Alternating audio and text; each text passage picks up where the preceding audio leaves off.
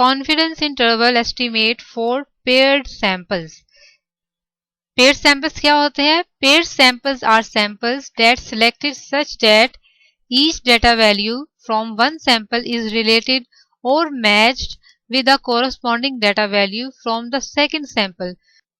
जब दो सैंपल एक दूसरे से रिलेटेड हों, एक दूसरे पर इन्फ्लुएंस कर रहे हों, ऐसे सैंपल्स को हम पेयर्ड सैंपल कहते हैं।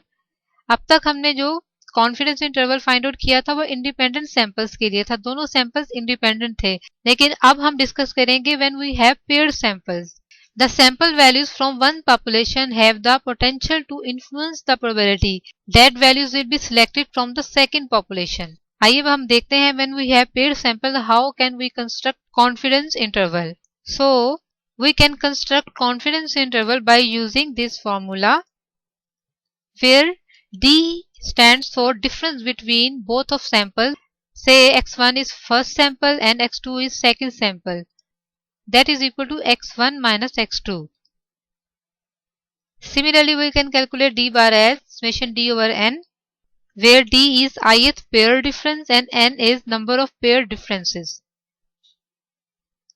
इसी तरीके से हम SD फाइंड आउट करेंगे। एक एग्जांपल देखते हैं। A nutritious scientist is assessing a weight loss program to evaluate its effectiveness. 10 people were randomly selected. Both the initial weight and the final weight after 20 weeks on the program was recorded as 10 लोगों का sample लिया गया है और उसका wait record कर लिया गया है। स्पेशल डाइट लेने से पहले उनका वेट ये था और स्पेशल डाइट लेने के बाद उनका ये वेट हो गया है। Find the 95% confidence interval for the mean difference between initial weight and the final weight. Assume that the mean differences are approximately normally distributed. So we have to construct 95% confidence interval for the difference of mean, that is as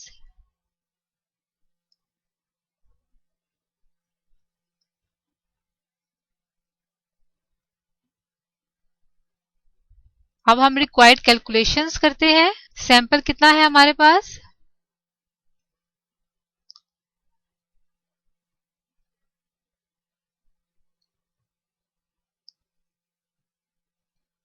ten का sample है। हम x1 कह देते हैं initial weight को। Initial weight is recorded as 180, 142, 126, 138, 175, 205, 116, 142, 157, 136 और x2 हम कह देते हैं फाइनल वेट। एक स्पेशल डाइट लेने के बाद जो वेट होता है वो क्या आ जाता है हमारे पास 165, 138, 128, 136, 170, 197, 115, 128, 144, 130। अब हम डिफरेंस फाइंड आउट करेंगे। Difference between sample 1 and sample 2 which is calculated as 15, 4, -2, 2, 5, 8, 1, 14, 13 and 6 और इसका समेशन क्या आ गया 66।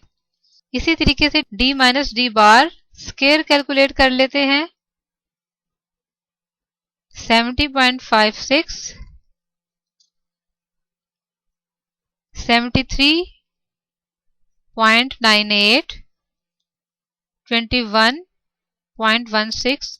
इसी तरीके से आप सारी वैल्यूज कैलकुलेट कर सकते हैं और फाइनली हमारे पास समेशन क्या आ जाता है 304.4। So now we can calculate d bar summation d over dn 66 divided by 10 is equal to 6.6 and standard deviation of difference is equal to summation d minus d bar whole square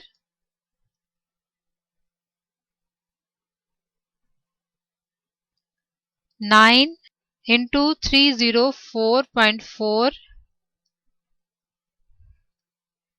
और ये finally हमारे पास value आ गई 5.81 SD। अब हमने क्या find out करना है, t value alpha by 2 n minus 1. So this is 0.025 and n minus 1 10 minus 1 होके 9 हो गया। आइए इसको टेबल में देखते हैं। 0.025 और 9 हमारे पास आ गया 2.26 2.262। अब सारी रिक्वायर्ड इंफॉर्मेशन, सारी रिक्वायर्ड कैलकुलेशन हमारे पास मौजूद है। Now we can construct confidence interval. So by substituting the values we have 6.6 plus minus 2.262 into 5.81 divided by 10 square root and this is equal to, इस सारी टर्म को सॉल्व किया तो हमारे पास आ गया 4.2। 6.6 में से एक दफा माइनस किया 4.2, 6.6 में एक दफा ऐड किया 4.2। So we have 2 points 2.4 to 10.8. So here we can say that there is evidence that the weight loss program reduced weight since the difference of 0 is not in this interval. Means अगर 0 जो है वो इस interval में fall कर जाता, दोनों sample का डिफरेंस, तो इसका मतलब ये होना था कि जो एक स्पेशल डाइट ली गई है वेट रिड्यूस करने के लिए उसने कोई इफेक्ट नहीं किया, दोनों का डिफरेंस 0 आया है। लेकिन चूंकि इस इंटरवल में डिफरेंस फॉल नहीं करता तो हम कह सकते हैं कि वेट लॉस प्रोग्राम जो है that is effective. So conclusion क्या हुआ, there is evidence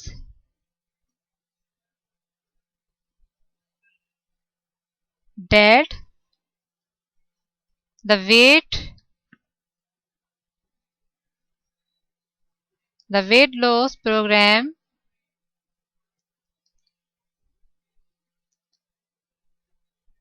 has reduced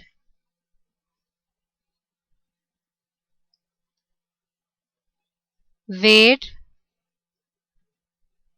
since the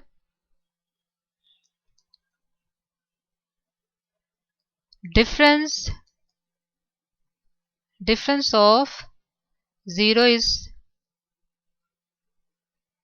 not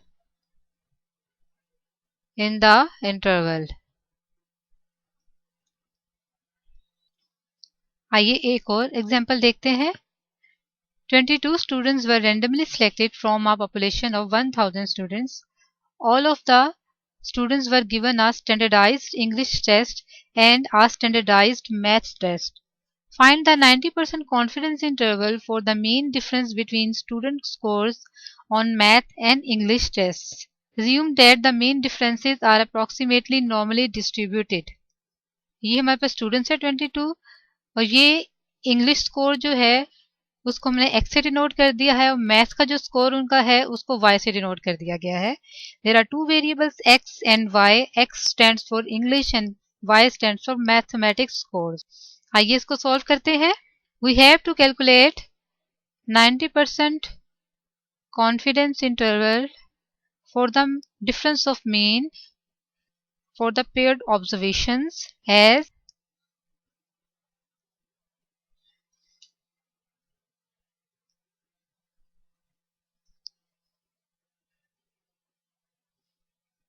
इसको हमने इक्वेशन 1 कह दिया। अब हमने क्या क्या कैलकुलेट करना है, डी बार, एस डी और T values. Number of students हमारे पास क्या है पहले हम कैलकुलेशंस करते हैं।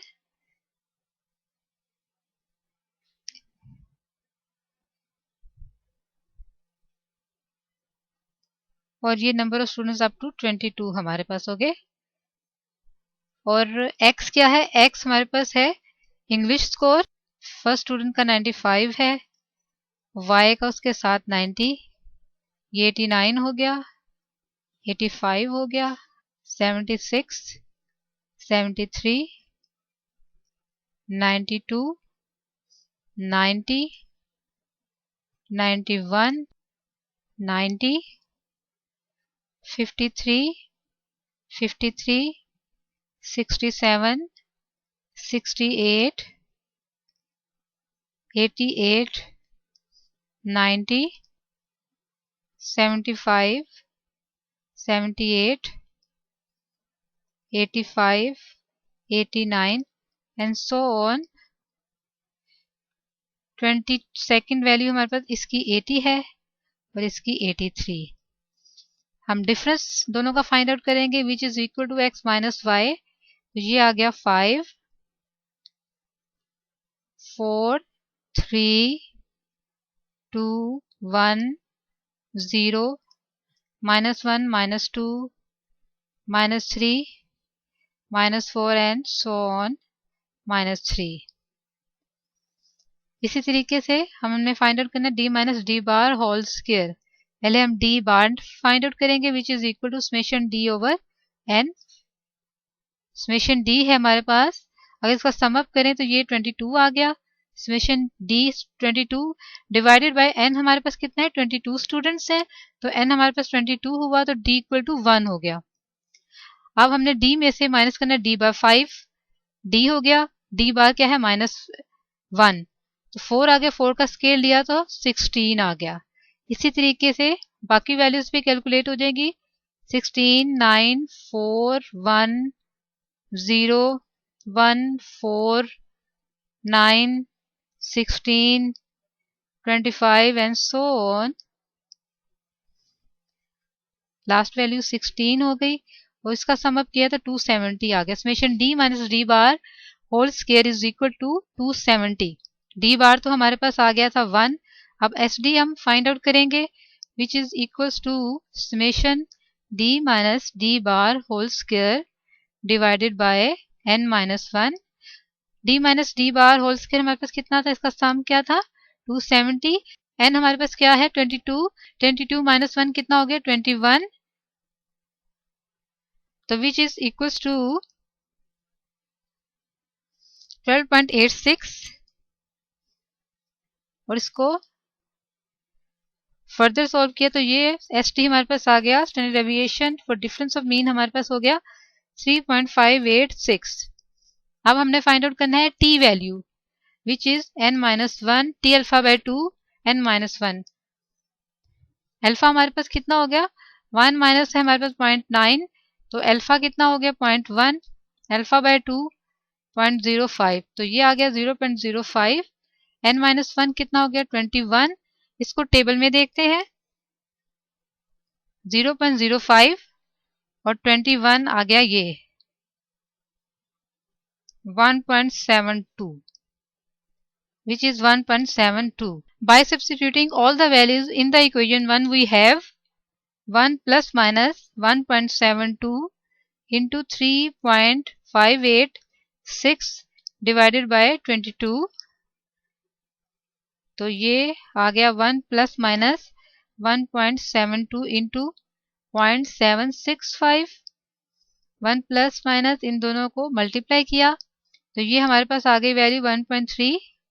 तो एक दफ़ा माइनस करेंगे 1.3 में से, एक दफ़ा ऐड करेंगे 1.3 में से, तो ये वैल्यूज हमारे पास आ जाती हैं -0.3 and 2.3। These are the two required points and we can say that we are 90% confident that difference between the score in the population is in the range of -0.3 and 2.3।